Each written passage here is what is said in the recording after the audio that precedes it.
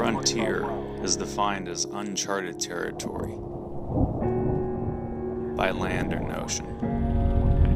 Those who chart that territory tell a story. The past illustrates the blueprint for the present, how things are and how they've evolved.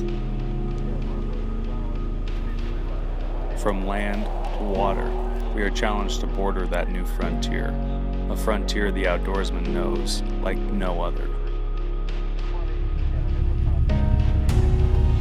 Author Gary Lewis works his way along that edge of where discoveries, failures, and achievements have written the story of the sportsman. Yes! Yes! From state to state, continent to continent, the stories told create the foundation of the present, and they lay the framework for the future.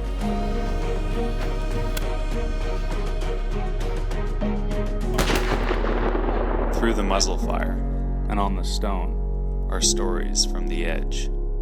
Water is the most important thing as far as Indians are concerned, 'cause that's life. The past is written, the present is here, and this is Frontier Unlimited.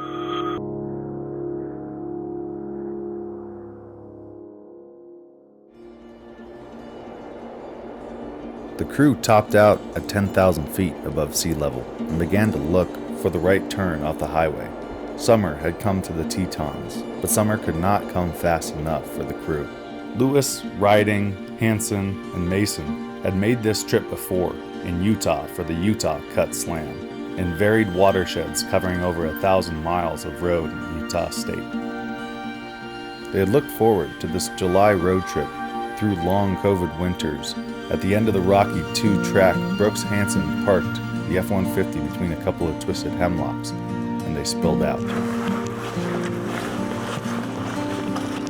The route, pre-scouted for them by Riding and Mason, would wind them through some of Wyoming's best trout fishing waters, and they would seek to complete the Wyoming Cutthroat Slam in 4 days. Thank you, Jesus. Straight here.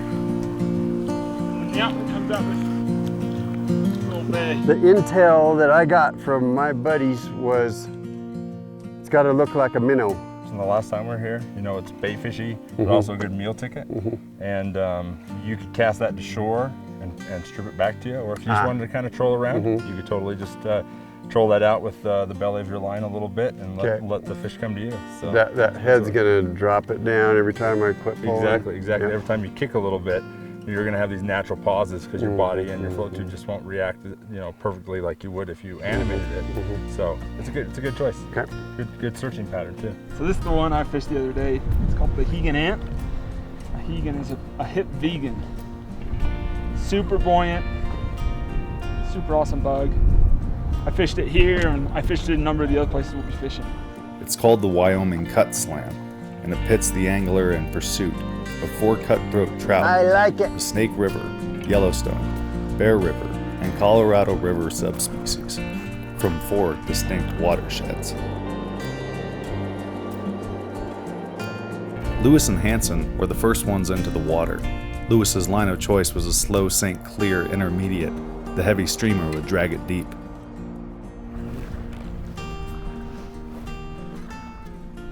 My flippers. Whoa, off he comes. Wow. That was probably 17 inches. Real nice fish. Hit hard. I was stripping in. I was just pulling and kicking for a while, but then I started stripping, and as soon as I started stripping, wham, he hit. That's kind of been the pattern so far. This is a Yellowstone cutthroat trout caught right here in this lake. Super chunky. So the Yellowstones are native to the Yellowstone drainage. It's a cutthroat, so you can see the cuts on his belly. Sometimes it's hard to tell the difference between a cutthroat and a cut bow. So the cutthroats and the rainbows actually spawn at the same time. So one of the key things to look for if you're catching fish that you don't know if they're cutthroat or not, right here on these are the pectoral fins. Down here on those fins, if it's a cut bow, they'll actually have white tips plus the red slash on the throat. But that's your cutthroat, Yellowstone cutthroat, native to the Yellowstone River drainage.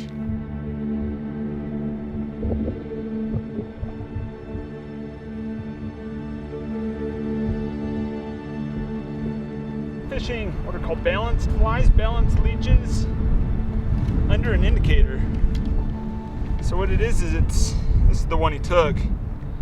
So it's actually a jig hook. It's either a 60-degree or a 90-degree jig, and you actually put a pin in the middle in that bead, so it actually counterbalances that fly. When it's in the water, you'll actually get a fly that'll sit flat in the water, but then as the wind blows, that indicator goes up and down, and that fly gets a really awesome swimming motion, like it's a swimming leech swimming through the water column.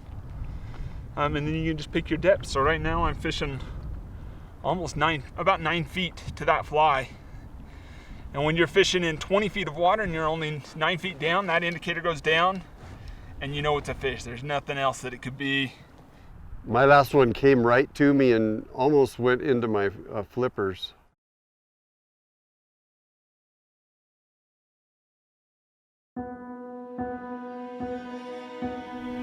He's a real head shaker too. Yes! Oh, it's a beast! Wow! It feels so big when you're in a float tube for some reason. And this one is big. Man. The second cutthroat almost wrenched the rod out of Lewis's hand. From a float tube, trout always seem bigger than they are. Isn't that beautiful?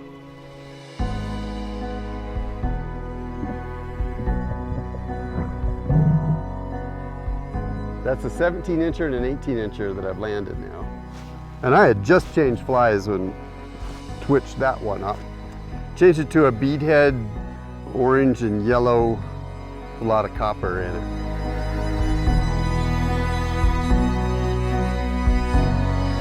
What seemed to be happening is the fish would swim along with the fly and they'd hold it in their mouth. And so if you're lucky to even feel that. So what I started doing, and probably more often, they're just swimming along watching it. So I started twitching more erratic pulls, and it's just been a lot faster. And the fish just hit it with authority. These things, it's just big around in the bodies, and so once you hook them, they feel like really big fish.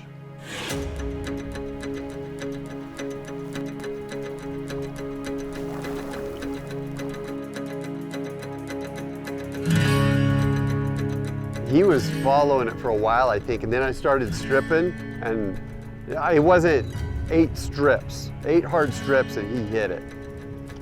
And man, these things got the life force.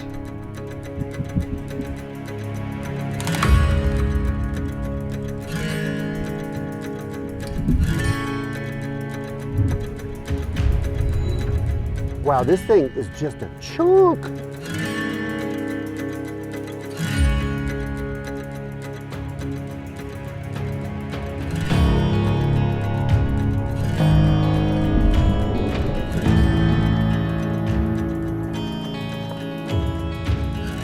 Oh man, what a fish. Nice. Oh my.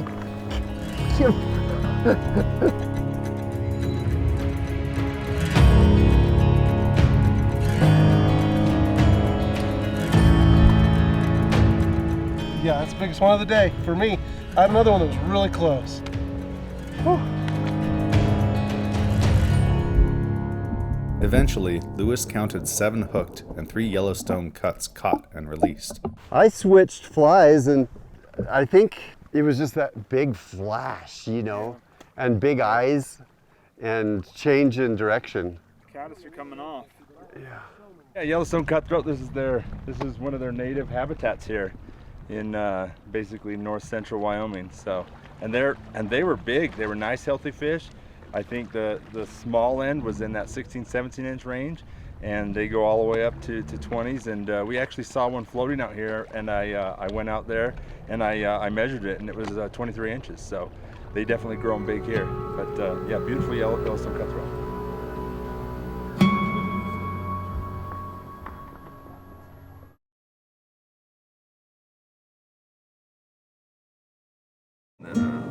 It's called the Wyoming Cut Slam, and it pits the angler in pursuit of 4 cutthroat trout, the Snake River, Yellowstone, Bear River, and Colorado River subspecies.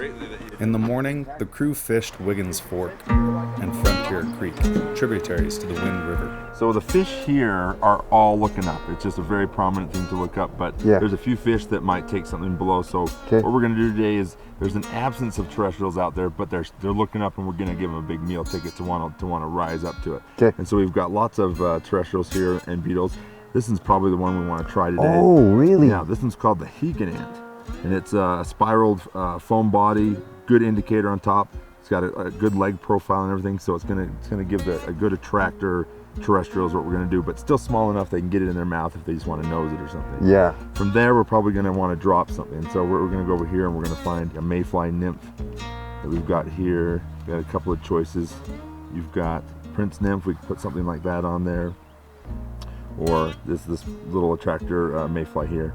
And it's always good to just have that. That can be an insurance policy too. When they're running around, sometimes they'll just nose that terrestrial and get on it. And sometimes it slips and it comes down to your dropper, and that can be really helpful.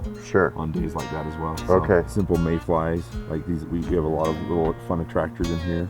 We've got like the purple nurple. I like the purple nurple. They can be seen, and like the gimme stimmy. So good visible stimulator with a split wing and foam body. Or we've got some yellow sallies in there, can actually be really good as well. And watch for green drakes maybe. Exactly. We've got a good green drake emerger right there, but some other drakes in there as well. And so we'll just kind of look in the air and see what's happening throughout the morning. But to start with, we're going to go with those. We're infrared. We're going to come up to a terrestrial and nose it, and we're like, oh, there's fish in here. Some of these places, they look like it's a nice firm gravel hold. Yeah. It'll sink down a foot, just chunk. Oh, right quicksand. It's sand with gravel on top, and it's super wet. Oh, man.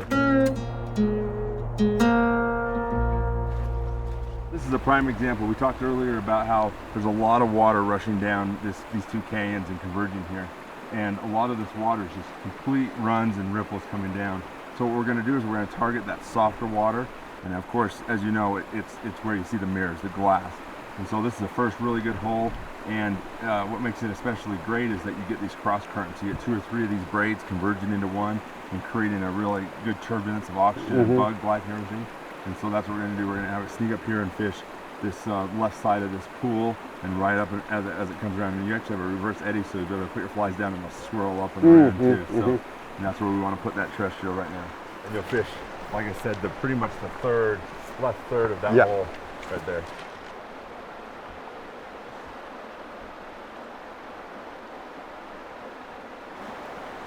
Oh, there we go. Right on the dropper, good job. You can pull it back here in the slack corner, we can get it landed. Hey, beauty. That's a Yellowstone cutty right there. Yeah. It's not the biggest specimen you'll find in here.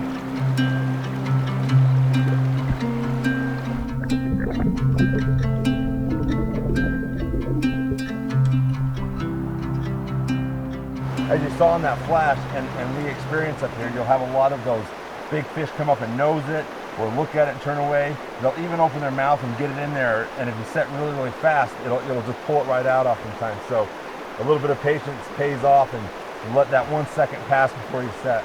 It's often that way with cutthroats. There you go.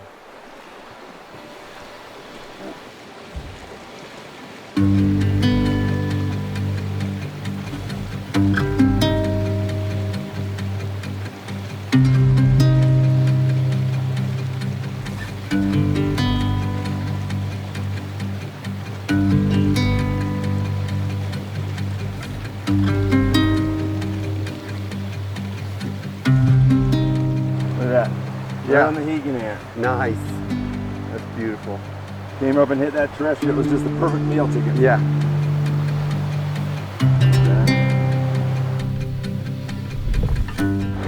fast current coming in right here. And then there's that slow water above. What fish will do is often hang out in that slow water. Fast water's bringing food, but they can sit in the slow water and feed. So there's a good spot. This right here, it's deep.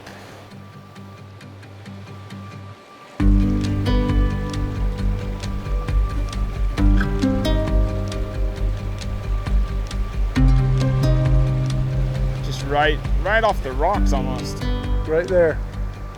Those fish are just tied in there, almost to the point where you'd look in and you'd see just rocks and you're not thinking there's a fish in there, but they're there. The rise is really slow. Really slow, and you almost have to, instead of just setting the hook right as soon as they eat, give them that pause. Give them a second or two and let them take it, move back down on it before you set that fly.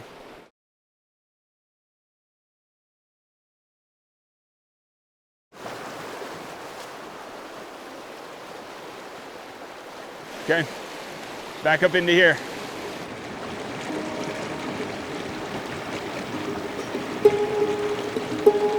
Jesus.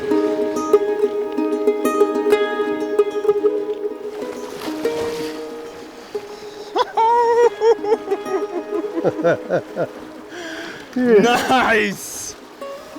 I just saw that head and body shake and I'm like, holy cow.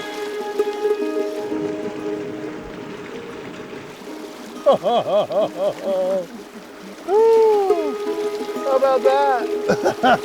Yeah.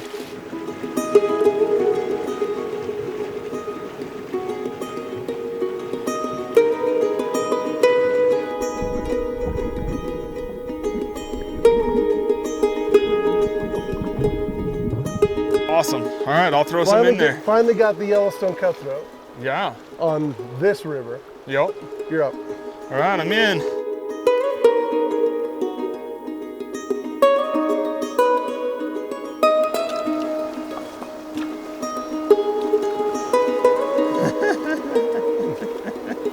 It's a whitefish. I'll take it. So this is a whitefish, Rocky Mountain whitefish. He's got a really, really small mouth. It was trying to eat that. We call that the Wyoming smallmouth. Wyoming smallmouth, Rocky Mountain bonefish. You know what's interesting about these whitefish is they kind of get a bad rap, but if you are out here on the river and you want a really good meal, that's probably the best eaten fish in this water. Yeah. You're not going to eat the cutthroat. That's just not kosher. It's just not what you do.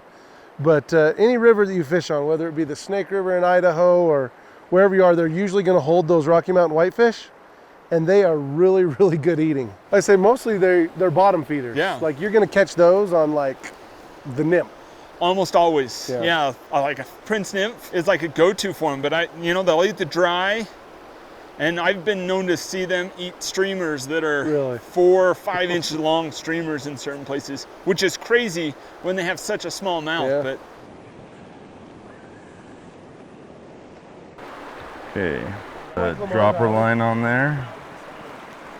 Do you have a preference on your dropper, or do you want me to select a winner? Find me a chicken dinner. The water isn't as high as that it was the other day, but I think we're gonna have a good chance with this guy right here. A little rusty, lickety split. This is a tungsten bead, so it will get down pretty good in the current, but as you know, as these cascade out, you might get hung up a little bit, so just be aware of that. But we have a short dropper, it's not very long, so it should support it pretty good. So just keep an eye on that.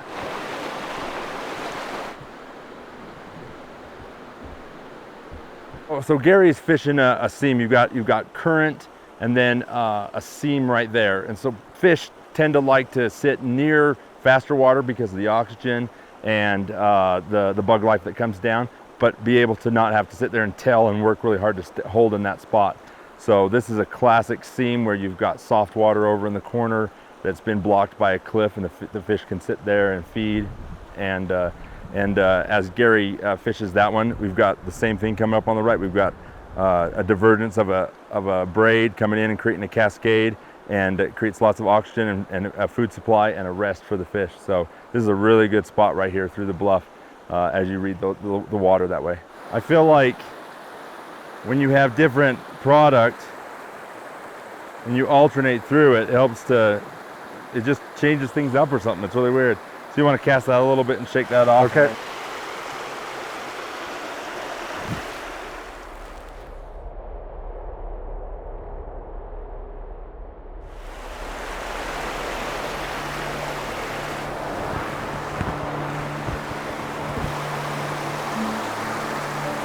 There we go. That's a Rocky Mountain whitefish. Isn't it great though that the mouth is on virtually the bottom, really low, but Yeah. they'll still come up for a dry fly? Yeah, I always marvel at that. I know. This is the only other species that we found in this water here, besides the cutties.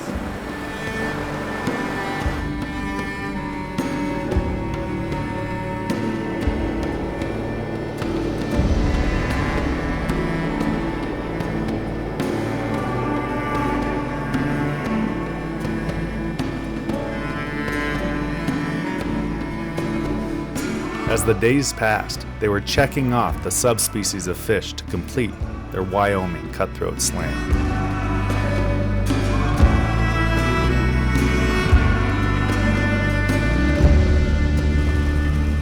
The other one looks a little big. After a long day of fishing, Hansen would pull out the Camp Chef gear and cook up a shore lunch, smash burgers with grilled buttered onions.